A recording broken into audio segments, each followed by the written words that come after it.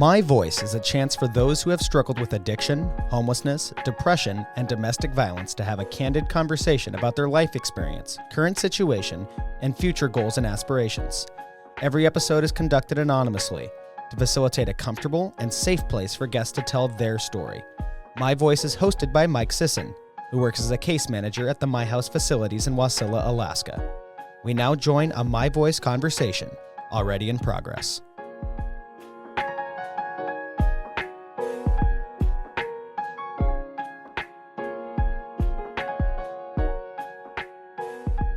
Yeah, man. So let me recap for a minute. You go through, you didn't really describe a whole lot of like horrible things happening to you as a kid. No. And you actually were being really productive in your life for the most part, all the way up into the point where you had meth and heroin introduced and then went through a bunch of horrible life-altering experiences, because they are. A lot of people are very pessimistic and negative and, cynical about life and say, life's hard. It's always going to be hard. Get over it. You can't just get over it. You have to work through it. And when you have no tools and no coping skills and you're already using, what else are you going to do? You know what I mean? People that I talk to a lot don't understand most of the time because they weren't there. They don't understand because they don't know what it's like. So they're ignorant to what do you do when you have nobody to turn to? Where do you go? What do you do? And that is, in my experience, what drives a lot of people into addiction. It's not that they were like 8 years old and they're like, I want to be a drug addict when I grow up. Yeah. Nobody's thinking that. Nobody intends to go and ruin their life. So hearing about all of that, I think, is super important. And I'm encouraged that you're here too, man. I'm really encouraged to hear some of the stuff that you're saying and sharing, because I know it's not easy. When you start sharing your story and you go through painful memories, it's hard to walk through them sometimes. So I appreciate you being vulnerable and sharing those places. The next question I have for you is, so it sounds like you went through some rough, sounds like that was pretty much probably the lowest point at that time. When you say you're sleeping outside, do you mean like tents? Do you mean like sometimes like on the ground outside, no shelter? Like when you say outside, because I talked to somebody, I don't know, years ago, and they told me, because I asked them what the scariest thing about being homeless was at the time. Because I'd been homeless, but I was with my family. We were sleeping in our car, and so I had my parents, you know what I mean? I've never been by myself homeless. So in my mind, the scariest thing I thought was like no protection from people or animals. And he told me, no, the scariest thing was the couple of times that he had to be out with no shelter in the wintertime, sleeping on the ground with no real bedding or anything, not knowing if he was going to wake up. And so when you say slept outside, it sounds like you've been to some of those places before. And so I don't know how deep you want to go into that. I know. I'll go deep. Okay. Yeah, no, that's exactly what it is, man. That is definitely a big fear that I had, because a lot of times I was sleeping outside, and the only bedding that I had was like a bunch of twigs, sticks, and like made my own little fort and shelter, because I was probably so messed up that I had plenty of energy to do it, you know what I mean? But yeah. And the lamest thing was when you ran out of all your drugs and you had nothing and you had to sleep outside and you had nothing to keep you awake sitting there. So like most of my times I was just like high in the middle of the woods trying to stay awake, because I was afraid if I fell asleep I would die. And that's probably drugs probably saved my life a good handful, 2 handfuls of times because of that. And in snow, it's really insulated, and you can dig out a little thing of snow, and if you're dressed up really warm, it's not so bad, and you don't think it's that bad at the time because you're so high, and that's the way it is. That's normal to you, and so the first couple of times you're scared about not waking up, but it gets to be normal, and that's what gets really scary is when it's normal, and sleeping in the back of a car that's like not ever ran or whatever, or in the snow, you know, in the ground, in the woods somewhere, and like with the homemade tent looking thing with the tarp over it or something. And like when that gets to be normal, that's when it's scary. And I used to make this joke all the time. Oh, I need rehab. Yeah. I need rehab, you know. And I was like, oh, it's a joke, but it's a sad truth joke. Yeah. Because I did, you know. Yeah. And so you went with, for a while then, it sounds like, stuck in your addiction. What was the big turning point for you? What did you go through next? What was the point where you were like, okay, now I need to do something? Or maybe somebody reaching out to you. What was that for you? Well, here, the thing was, I didn't have enough research done here in Alaska. I needed to go to Washington and do some more research. Mm-hmm. I needed to dig deeper. And research and development. Yeah. You know what I mean? Yeah, I do. So when I got there, it was a lot warmer. So I happily slept outside for the next 5 years, pretty much, and out of tents and with all the homeless crowd there, and had a good time, kind of, you know, like, you know, quote unquote, good time, right? Yeah. And drugs were way cheaper, so I was way happier. You could survive off of nothing pretty much.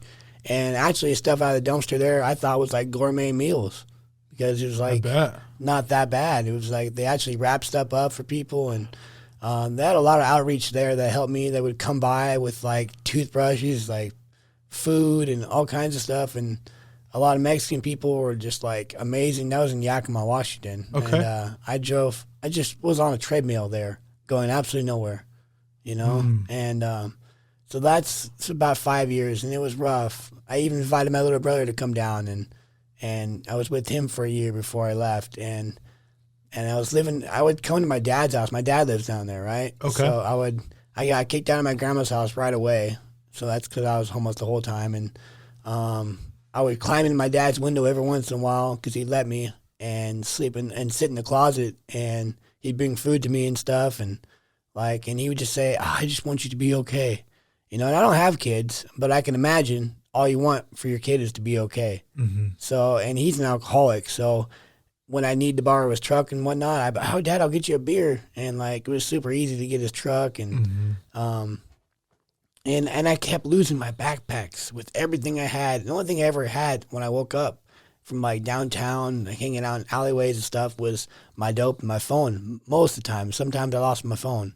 Actually, a lot of times I lost my phone. Mm-hmm. But I'd wake up and have nothing, and I'd be so pissed. Yeah. Like, and it happened to me like almost every week, dude, for like a long time down there. And I just remember being so upset about it, and I got in some trouble. And you know, I've been in jail in Alaska, and I was in jail in Washington.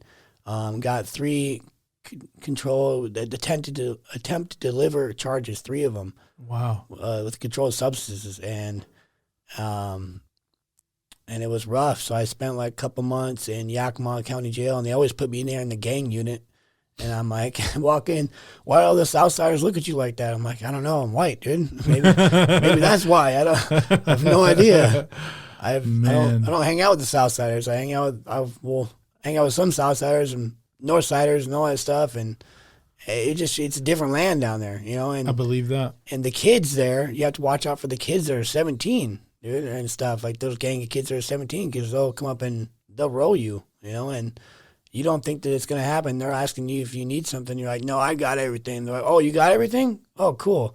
And if my friend didn't walk up at the time, I would have got jumped and beat up and robbed by 17-year-olds with guns. Wow.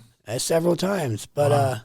It's so after all that research I did in Washington and living off of nothing really, having a bike and all that stuff, and I beat all my charges. So I would not leave until I beat my charges or I finished them up or whatever it was, because I was like adamant about not leaving with the warrant. So my mom got me a ticket back to Alaska, and I was like, okay. So I came back, and she thought I was at the point I'm at right now. She thought I was like, okay, doing good, clean and good and living right. Yeah. Mm-hmm. And I was not. And when I got back, I thought I could ask her for $20 at 3 a.m, and she'd do it. Like down there, she would do it. Mm-hmm. But like, that's because she didn't know what I was doing. I needed food to eat. But when I got up here, same thing. Right before I left, same exact thing. Wouldn't give me any money because I had everything, right? You have food and shelter and all that stuff, and you don't need to give them anything if they have everything, right? Pretty much. Yep. And like, it was even worse because I was actually living at our house, and so I really didn't have any excuse. Like before I left, I had some excuse. All right, I'm out living here. Can you give me $20? Blah, blah. That's why I had no excuse, right? And I was like, oh, this sucks. But I kept telling her that I wanted a treatment center, and it was hard, man. There was something in me that wanted me to get clean, but I would just tell her what she wanted to hear. Yeah, I'll go to the treatment center. Yeah, I'll do this. And so she found, she started calling all these churches down in the States, and like somehow she found Renaissance Ranch. And then I had to talk to the guy on the phone and to get down there. And if I didn't talk to him on the phone, it wouldn't have worked. So something in there wanted me to go. I wanted me to go, right? Yeah, definitely. Even though I didn't think I did or I wasn't in about it. And so I got a bed, and it was a month later. I got drugs, took them on the plane, got down to, I took 3 plane rides, right? 3 flights to get there. And every flight I did, I got lost and stuck in the bathroom somewhere getting high, right? And I did my last bit of drugs in the Twin Falls airport and in the bathroom where the director came and found me that was picking me up for the rehab. Wow. And he still took me in. And I was like, wow, I can't believe you're taking me in. And then I had a couple bad days there. I was so high or whatever. And then a couple guys that were in the treatment center. It's all male treatment center. Mm-hmm. It's called like a brothers program. Just a spiritual place. So you feel the spirit when you walk in there, man. Mm-hmm. You feel the love in that place. And they set me down. They said, Zane, you need to be here, man. I don't know what, like, you're not any better. You're not any worse than us. We're not any better. We're not any worse. But, like, you need to be here, bro. Like, you're sick, man. You're sick and you just need to stay. And so I gave it up. And there's a part in the big book that says, until you let go absolutely, the chance was nil. And I finally let go absolutely right there. Gave up. I had complete defeat. I had nothing, nowhere to go. I was in the middle of Idaho. I couldn't just walk off. The closest place I knew to get drugs was off Washington. That was like 9 hours away or whatever, and that's in a car. You know? Yeah, exactly. So, that's where it started for me. That's where the change began. And I did my first step, which is kind of like this right here. And after I was done, they were giving me all these character defects and papers to write and stuff. And I got denial and blame and like minimized because I minimized my problems. And I learned so much there, man. And I wrote all these papers, like probably 13 papers for my step 1. Wow. And it was good, man. It was really, really, really good experience. And I had to get honest. A big part of my story is me getting honest with myself and with everybody else and being vulnerable. So that's why I can go to the max with whatever, because right there they teach you to be vulnerable, and you know they give you the skills to be vulnerable, and they want you to be authentic, and you know and it was just cool, man. Like honest, there's an acronym. It's called HOW: honest, open-mindedness, and willingness, and it's cool. I love that acronym. It's my favorite ones. Wow. And it's cool. Yeah, HOW: honest, open-mindedness, and willingness. And then, like, because you go through the steps 1 through 7 when you're in-house. It's 60 days in-house and 8 months out-of-house, right? Okay. And so you go through the steps 1 through 7, and they stop you. And then when you get out, you start over again with the sponsor. Oh. And I remember going through the steps, and that's when I had to get the honest, open-mindedness, and willingness and have willing to do all that stuff, right? And then after I got out a couple months later, down the road into outpatient, then I got unwilling. Then I started to become unwilling to go back to that place, go back to those dark days, go back to being homeless, go back to eating out of garbage cans, go back to, just I used to wake up every day and say I hate everything and everybody and myself. Like every day, I've tried to OD every day, and so I was starting to love myself again, find out who I am. And I don't even know what I like to do at that point. Right. Like it's, they take you bowling every week and like twice a week or something. You eat pizza for like 10 months straight there because they have pizzas on Wednesday. So pizza was not going to be one of the choices when you asked me that first question. I said I would never have picked pizza. Yeah, me either. I'm lactose intolerant, so pizza rips my gut up. And I also have a gluten intolerance. So you went through that program, and man, the vulnerability, and so you said honest, openness, and willing is the how. That's the acronym. Yeah. You know, hearing you now and talking to you now, I can't imagine the guy that you're describing previous to that. And the cool thing is that you sound like right now, even as you're talking about it, like that you really found yourself in this entire process, and probably on a journey to continue to know who you are and learn about yourself for the rest of your life now, because that's kind of just what life is, you know, learning more and more about yourself and about people around you. But going back to, I want to go back to something. So you said you did, was it 3 months in-house, 8 months out of the house? So 2 months in-house, 8 months. 2 months. 8 months. 10 months program. 10-month program. When you finished the program, how did that feel? Oh my gosh. The graduation ceremony was off the chain. Like like that dog I saw last week, straight off the chain. Yeah. You know what I mean? I just out there running around with no collar or nothing, dude, just completely out on its own rogue. Actually, which was so cool about that ceremony, so my mom came down, and my grandma, and my two little sisters, and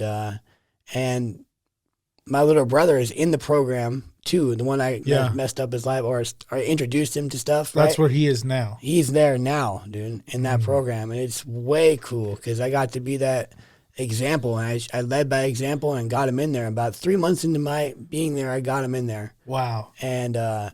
And because, like, he was sick, dude, and I was afraid he was going to go to jail, afraid he was going to die in Washington where I left him.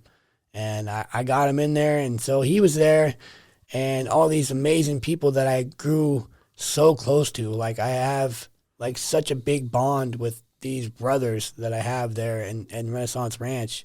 And so, but the person that I didn't know was going to be there was the school teacher that helped me out. What? Yeah, That's helped me out incredible. and helped me graduate, right? Cheryl was there, and my mom was in contact with her, and so she was like retiring or whatever, and they were gonna keep her so long and they didn't keep her that long. They let her out at this exact time, and this I know God was working, right? Because they let her out at this exact time, and so that way she can go to Washington, and she happened to be in Washington around the time of my graduation, so she drove down from Washington to Idaho and was there, dude.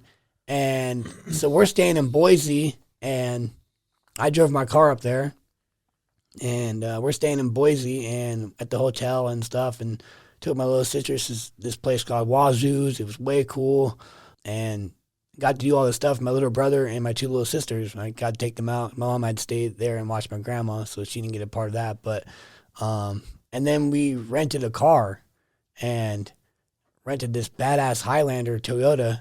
And I got to do all the driving because I have a license and, you know, I'm responsible. And my mom actually lets me. I get to do that stuff now. I get to show up for my family and be there for my family. And they want me there. And they want me around. And they're excited for me. And they so we drove to the graduation. And the first person I see when I walk in is Cheryl, and I'm like, whoa, I almost fainted, dude. Yeah, I bet. Yeah, it was crazy. I was like, wow, how are you here? Like, I was so blown away. And so they do this cool thing, right? All the applicants or all the graduates, right, have to walk outside, and they stand in this big circle around. And when you walk in, everybody just claps and yells and screams for like 5 minutes, almost 6-7 minutes long, and that's a long time. Yeah. And you walk in with the other 4 people you're graduating with, and I just started bawling, dude. Of course. So overwhelming, man, like just like a flood. Yeah. I couldn't, and I didn't think I was going to cry during it or whatever, Oh yeah, instantly, dude. Sat down and every time it dies down a little bit, somebody goes, yeah, and then bam, right back up, and everybody's just clapping and going crazy. And so I was bawling my eyes out, and oh, it was such a tremendous, amazing experience. You couldn't replace it. And you have these flags called Renaissance Ranch flags or whatever, right? And everybody signs their name and cool stuff. And yeah, so you get to read your flag afterwards and see all the cool things somebody said about you. And then all the shares, man. Our graduation was like one of the longest ones so far. And wow. And I was the fourth group to graduate out of Idaho.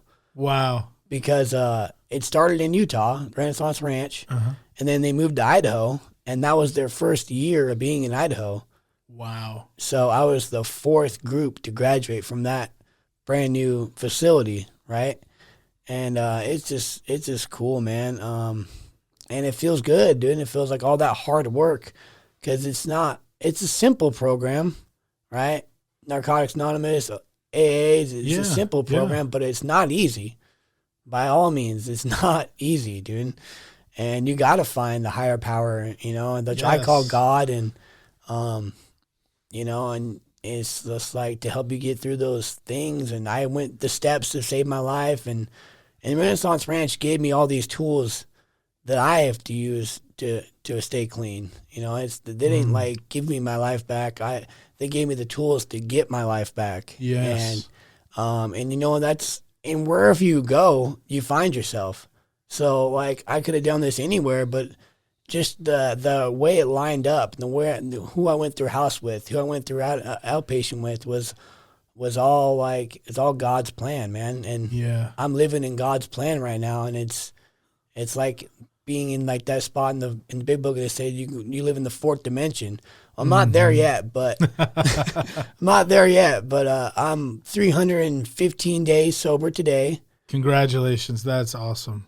And it says I've saved about almost 25, 30 grand or something like that since that 315 days. That's what I saved. Whoa. That's some perspective right there. Yeah. That's the amount of money you would have spent on drugs. On drugs. Holy cow, dude.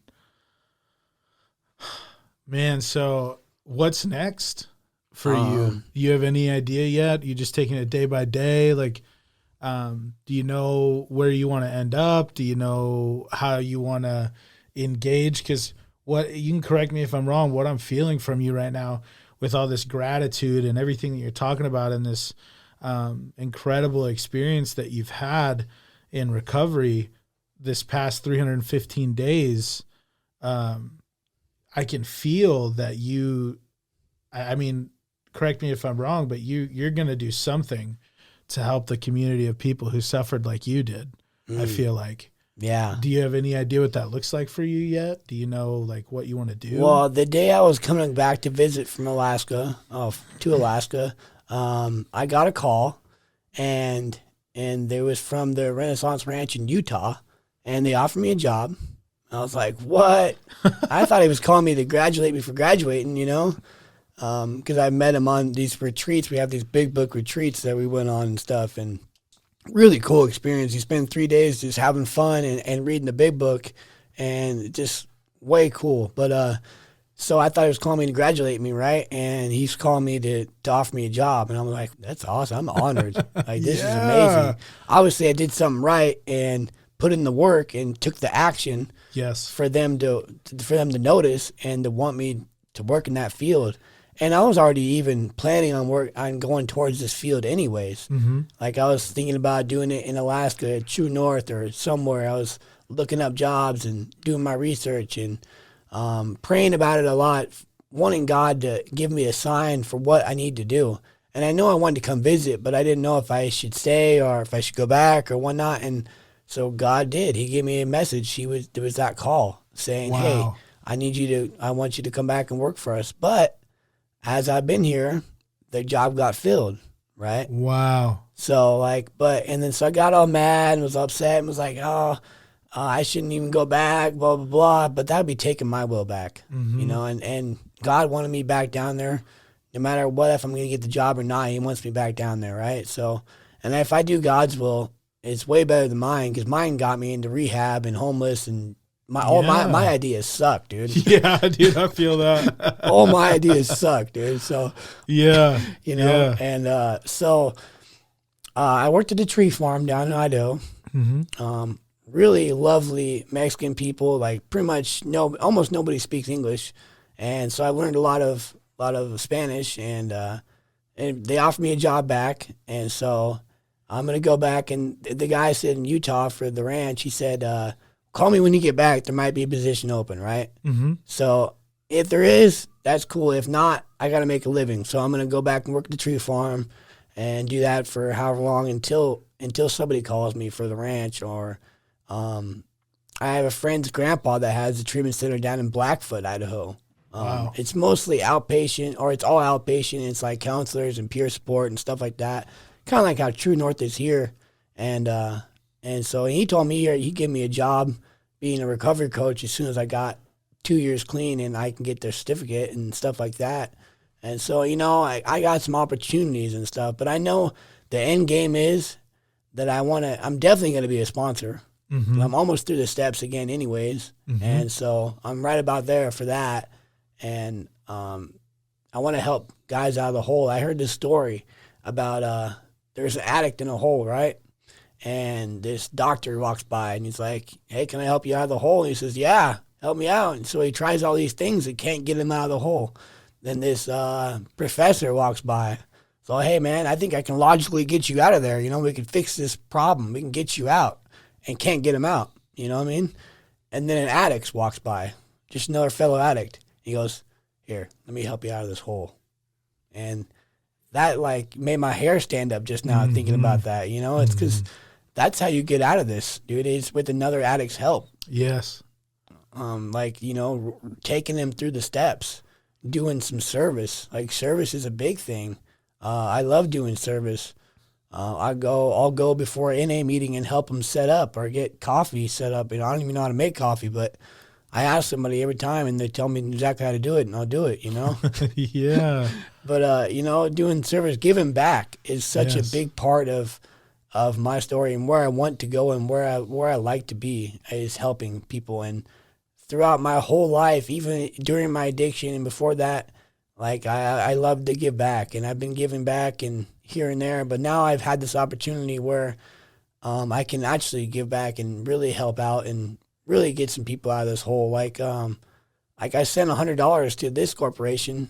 Nice. Because I had a nice big fat bank account now, and I'm living off my savings, and I have a car and I have insurance, and I'm legal, and I don't have to worry about getting pulled over or nothing. I have nothing in my pockets. Yeah. And it's like this big relief, man. And that's exactly what I want to do, is go into this profession, man, is help people out, be somewhere that's really doing a difference. Yeah.